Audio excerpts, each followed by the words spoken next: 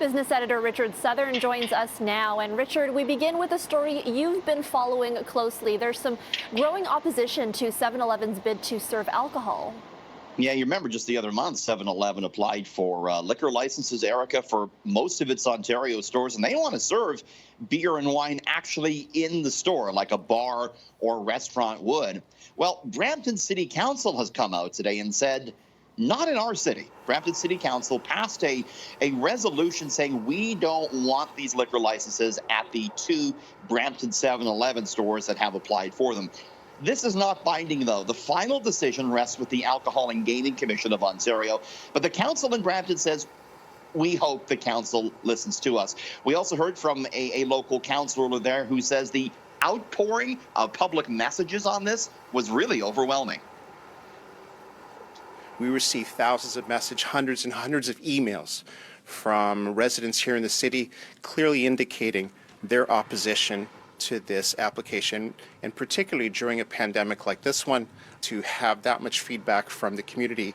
This council appreciates your engagement.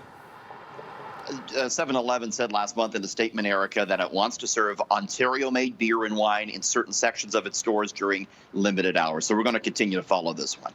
All right, Canada's inflation rate has risen, and we may have to get used to that over the coming months.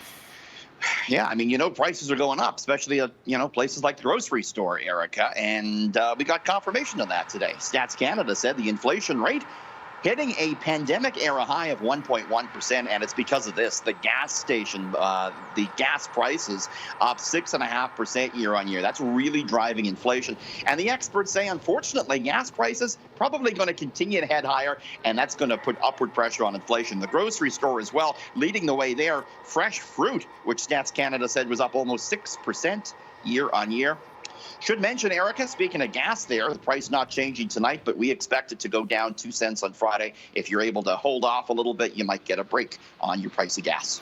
And finally, the so-called happiest place on earth is getting set to reopen. You hankering to get back to Disney World, Disneyland, Erica? Not just yet, no.